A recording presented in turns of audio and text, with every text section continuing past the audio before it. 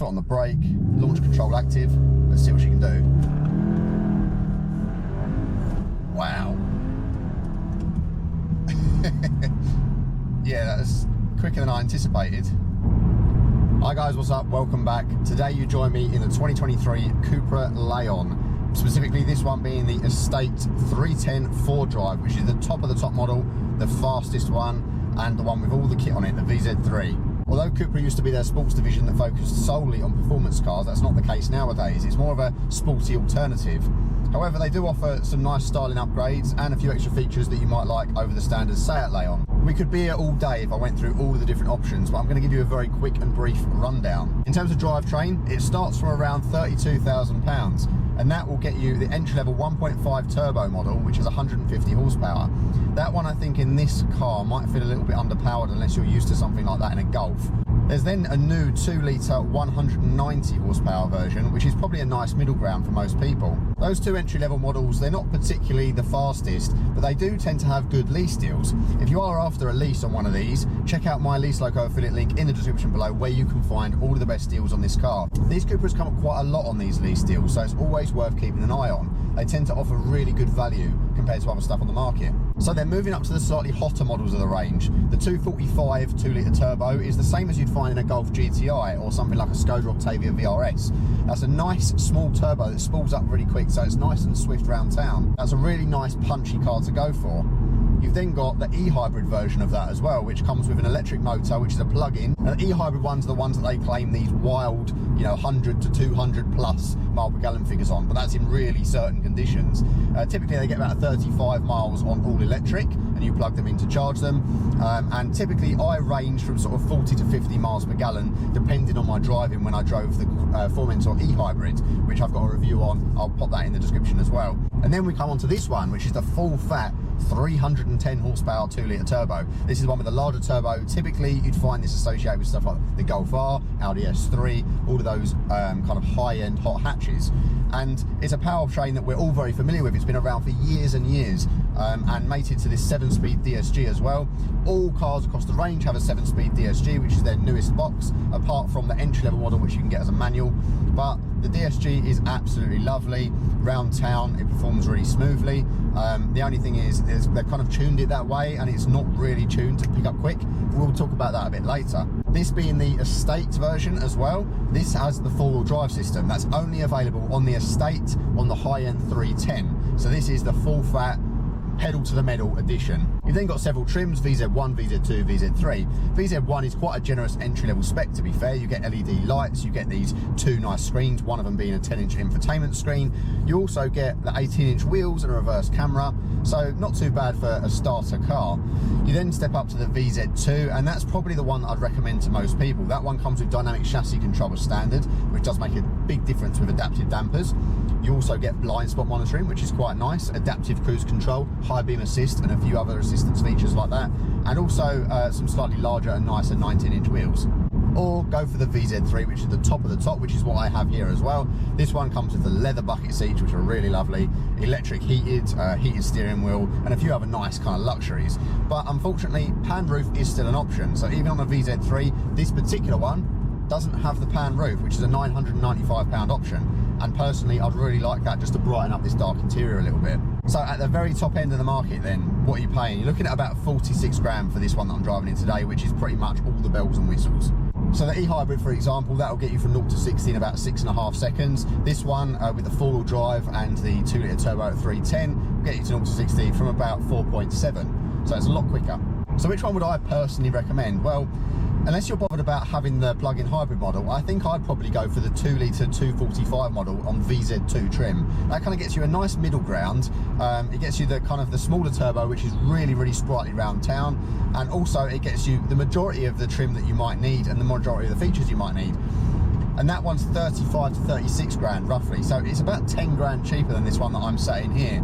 and unless you're really looking for that high-end performance, I don't really think you're missing out on too much. Styling wise, I think these have grown on me a bit, to be fair. I do think that this estate version, the back still doesn't look quite right to me. It looks a little bit melty. I don't know quite how to describe it. It's definitely helped by the quad exhaust on this 310 model, but it is exclusive to the highest version. Overall though, I do think it looks quite smart, and I've had a lot of compliments on the wheels of this VZ3 model as well.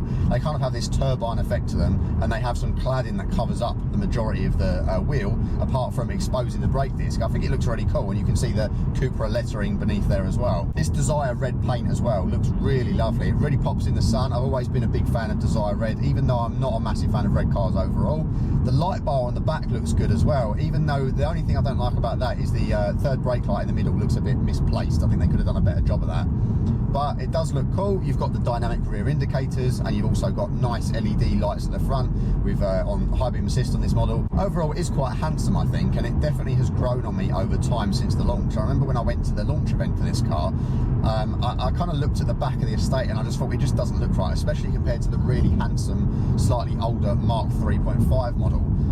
This Mark 4 Leon, I don't know, I don't think it's quite as sharp as the old one. It doesn't look quite as aggressive, but I do think you'd probably be a little bit disappointed with the wheels if you go for one of the lower end VZ1 trims. It does look fairly modern though, but I think where it really excels is when you open the door and step inside. In here, it is really pretty. You've got all of the lovely Cupra accents, like this kind of carbon effect on the steering wheel. You've got the copper accents and badging, copper stitching on the soft touch material dash. Overall, it just looks really, really smart. And you've got these kind of Lamborghini shaped vents. The infotainment is slightly angled towards you, which is lovely. You've got the virtual cockpit style, or digital cockpit as Cupra call it, similar to all of the Volkswagen Audi group cars, and it is pretty much the best on the market. It offers the most information, and it just looks excellent. You've got some kind of plastic trim that is made to look like a brushed metal effect, which actually looks quite smart. And as I say, the soft touch materials up the top are good enough. Down the bottom, you've got some kind of cheap, crappy plastics, but that's to be expected, I suppose, of any car in this price range. That's just how it is now. But overall, the aesthetic is really nice. The center console is relatively uncluttered. You've got a little bit of storage and a wireless charger, some USB-C points, and this kind of toggle switch for your gear lever, which I'm not a massive fan of, but it gets the job done. And then you've just got some controls for your parking brake and auto hold and things like that. Some nice storage in the center here, some cup holders, and some nice door bins with some bottle storage as well. Definitely not the most practical in its class, but it kind of gets the job done. I just really like all the little styling accents in here, and my favourite bit is actually the ambient lighting, which runs all the way around the top of the dash. It's got this kind of like step up to it, and you can customise it to whatever colour you want. At the moment, I've got it set to the standard Cupra copper colour, and I really, really like it. It just adds a really nice accent. And talking of places to sit, these seats as well are lovely. These are the buckets which you can get in the higher end models, and these are the full leather, this time in black with the copper stitching. There's a lot of electric adjustment. You've got some lumbar, and you've got some memory controls on the side of the seat as well. But they just offer the right amount of support. There's a lot of side bolstering. It's really heavy on the side bolstering, but it's quite a wide seat, so I don't think you'd be too cramped if you were slightly larger. And even though there's no adjustable headrest, they've kind of positioned the curve just right for my spine. It feels really good to sit in, and I think I could cover long journeys. Even though it's quite a firm seat, I feel like I'd be quite comfortable on a longer journey. You've got rear seat climate controls. You've got ISOFIX points back there, which are the kind of squish between the leather kind, but you also have that in the front seat as well. So this front bucket seat has ISOFIX, which is really good. And also the back, relatively comfortable, spacious. There is quite a large transmission tunnel in the centre, so not the best for middle passengers, unfortunately. Even on slightly longer journeys, I think your kids or two adults would be fine back there.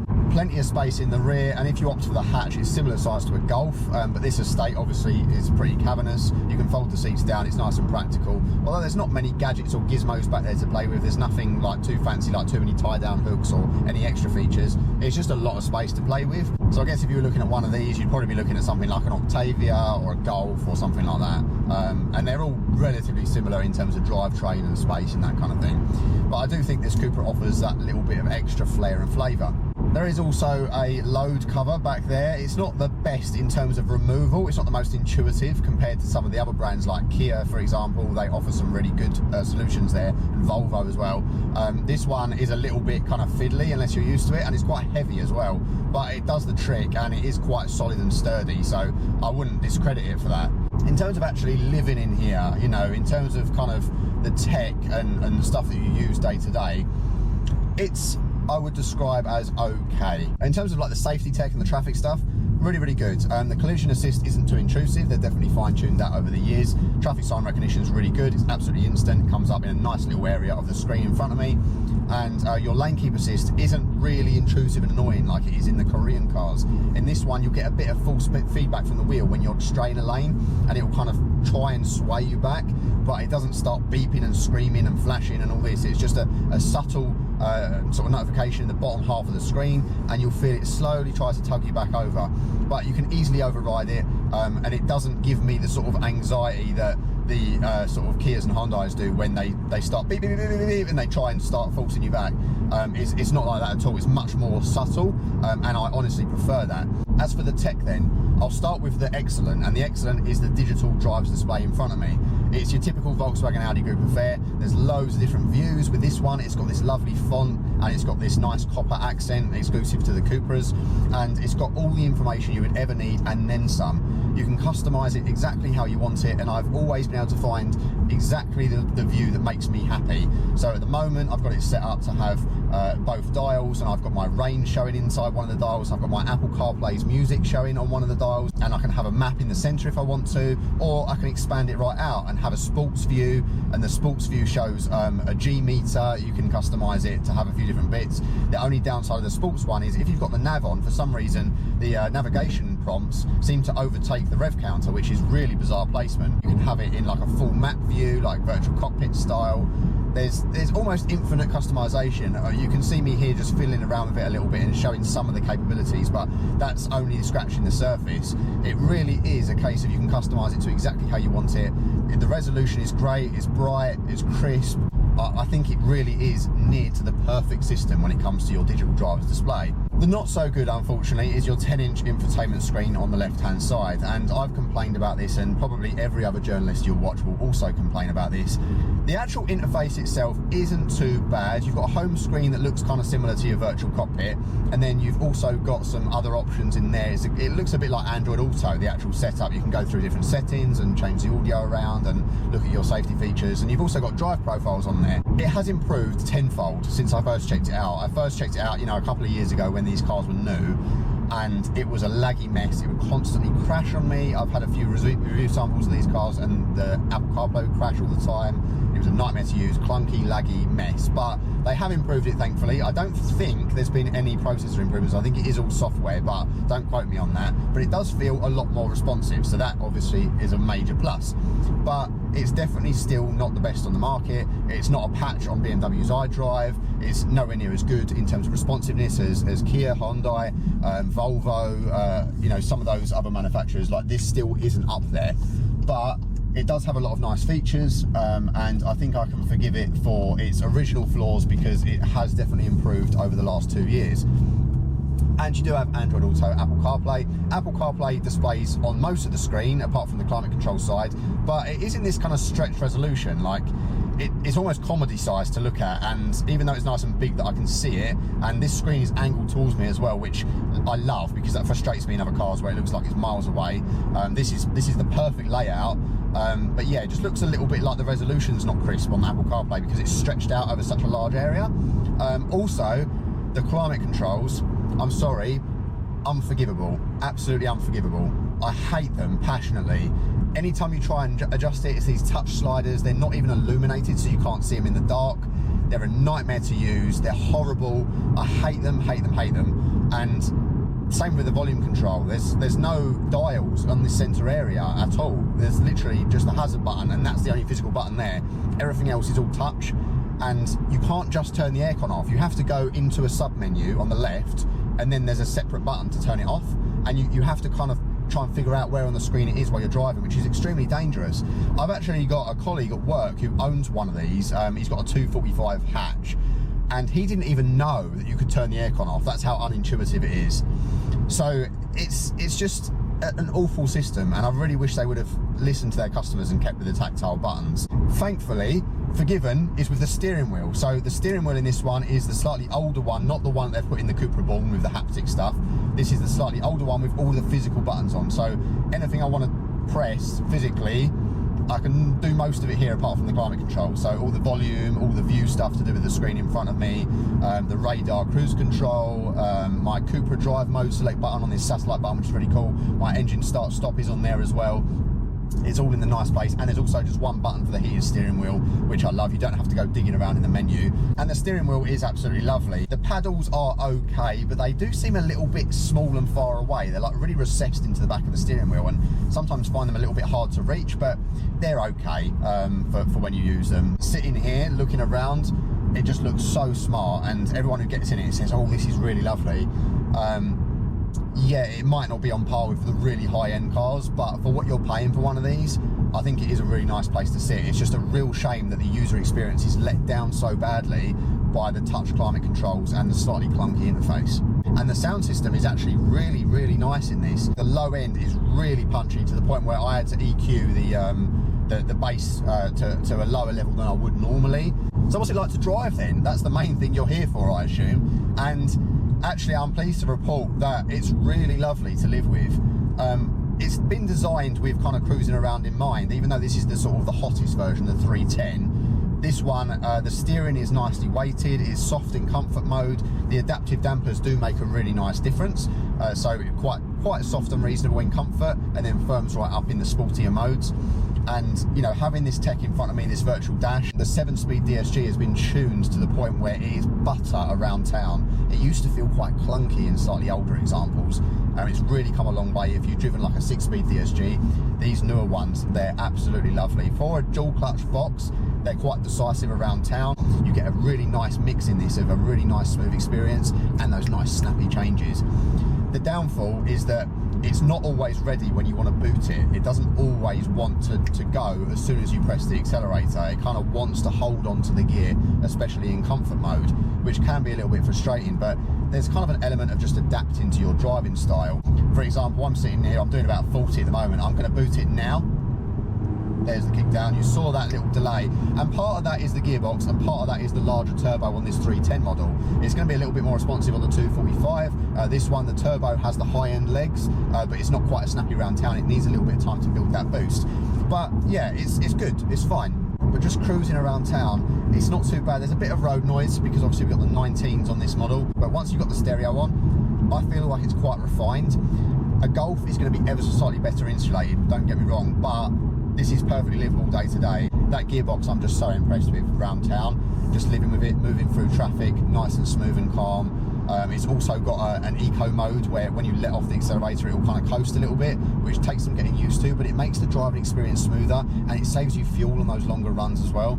In terms of fuel economy, I've been averaging around 30 to 32 mpg even in this fastest model, which I think is really good. It's around what I'd expect for one of these cars, and it definitely has improved a little bit with these eco modes over the last couple of years.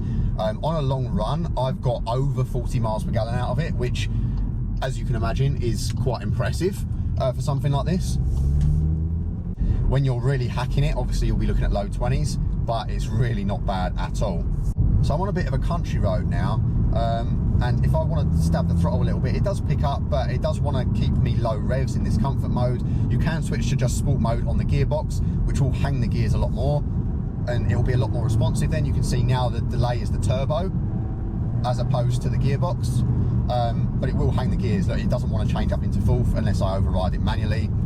It is what it is. Now it's raining and I'm going to have to be a bit careful here. I want to crack the windows a little bit though so you can get a little bit of sound. The exhaust unfortunately has been dampened by the GPF on these newer cars. Nice bit of induction sound. Let's go down the gears. It's got a nice sound when it changes down, but there's not really any of those classic DSG farts. Let's go down a few gears. You can see there is a little bit of turbo lag while it spools up. That's to be expected on a turbo like this. And when it picks up, it really picks up. Yeah, like there's not much to the exhaust, like a little bit of induction sound, tiny bit of a burble, but it's nowhere near as nice sounding as the older cars. Other manufacturers like Hyundai with the i30N have managed to still make it sound really great from factory, but I guess it's just the characteristics of this engine. yeah, it picks up. And the steering, I'm glad to report, has been improved upon as well.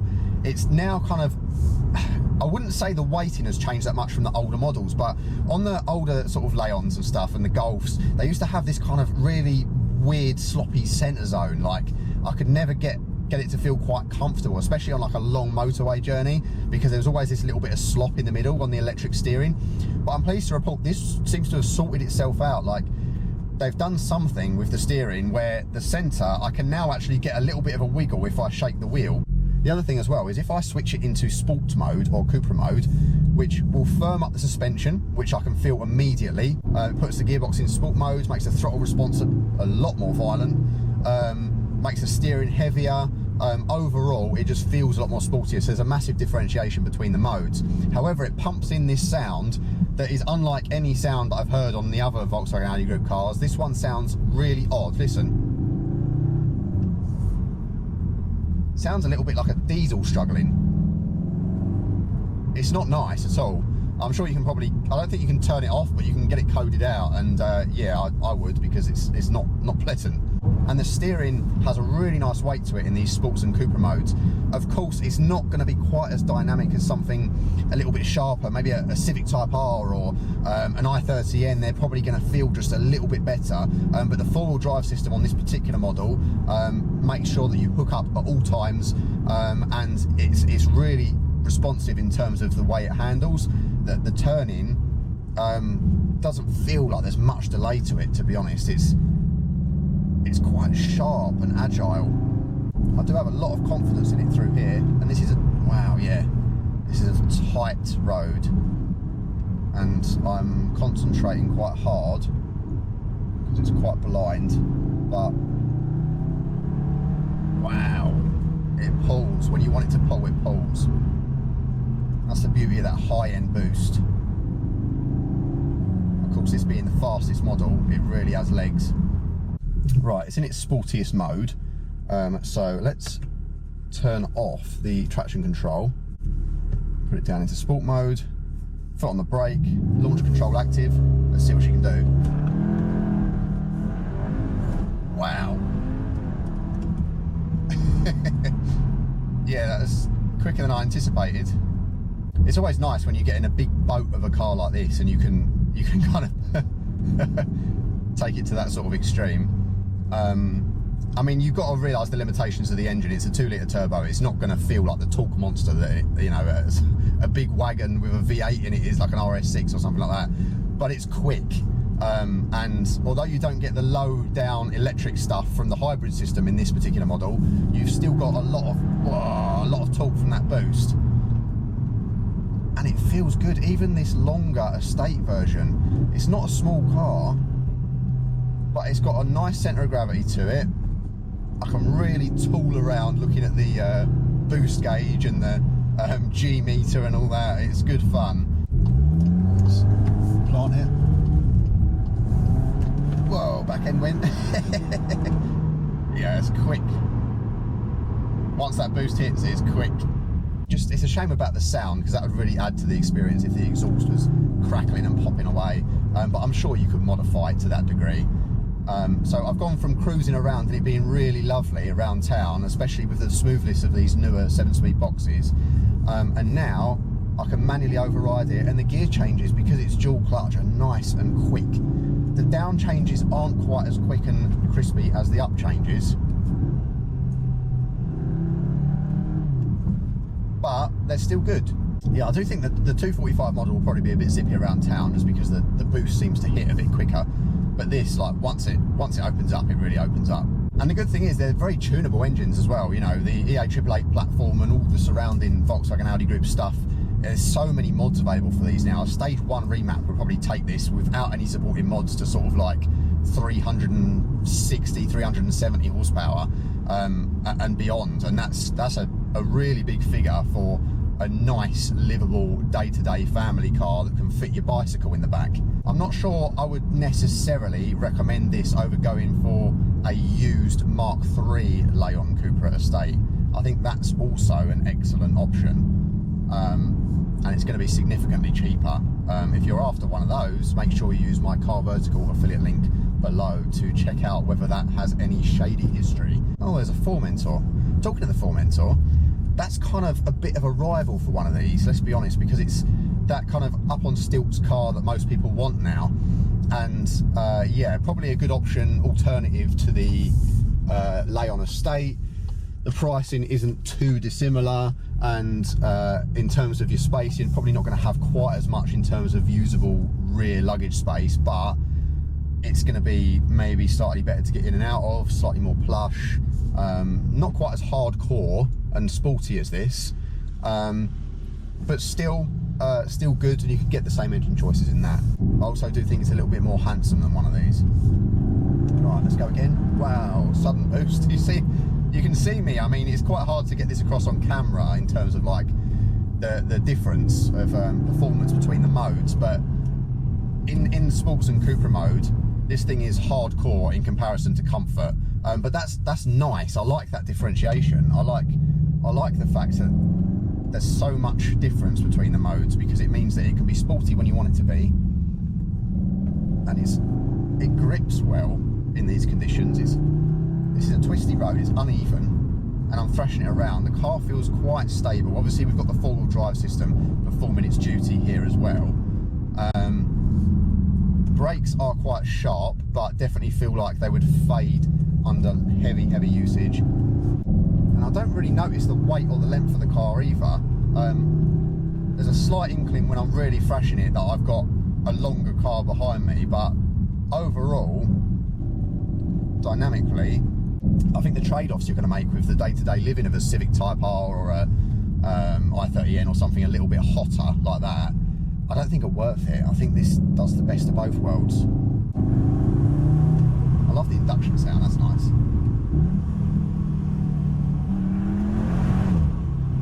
I've got a little bit of a thump then from a gear change, now that it's warmed up a little bit. But now, I'm going to pop it back down into comfort mode. And it quietens down, goes back into normal drive mode. You can hear it just smoothly burbling through the gears, and it just becomes a nice car again. I like cars like that have a bit of an animalistic side, but you can just live with. So overall then, would I recommend the Cupra Leon? Well, yes and no. I do think in terms of the infotainment and the climate controls, I would get frustrated with it, but at the same time, do I adjust it often enough to care that much? Not necessarily. And the Apple CarPlay works just fine. In terms of the rest of the tech, and in terms of the driving experience, I really enjoy it. And there's enough engine choices that pretty much anyone could get behind the wheel of one of these and find something that suits them. Whether it's the entry-level 150 horsepower version that's just to get you from A to B, or whether it's this full-fat 310 4-drive model, or something in between like the plug-in hybrid. There really is kind of something for everyone. And whilst the Cupra brand isn't quite what it used to be in terms of its sporting dynamic capabilities, I do think that there's a real place for this car in the market, and I think that it does kind of provide good value when you consider the all-round package that it has. Thank you so much to Cupra for sending me out the car, and thanks to you guys for watching. Let me know what you think about the Cupra range in the description below. I've got pretty much reviews for the majority of the Cupra range, so check out the channel if you want to look at the Born or the Formentor or the e-hybrid version. Yeah, pretty much everything. And also I had an old Leon, so you know, as a Mark III owner, I can say this very much does feel like just a refinement of what used to be. That you're going to save a lot of money if you go for one of those older cars, but there's definitely some advantages here. And of course, if you can get a good lease deal on one or a good finance deal on one, then all the better. I'll have my Lease Loco affiliate link in the description below if you want to check that out. Thank you so much for watching, and I'll see you in the next one. Bye bye.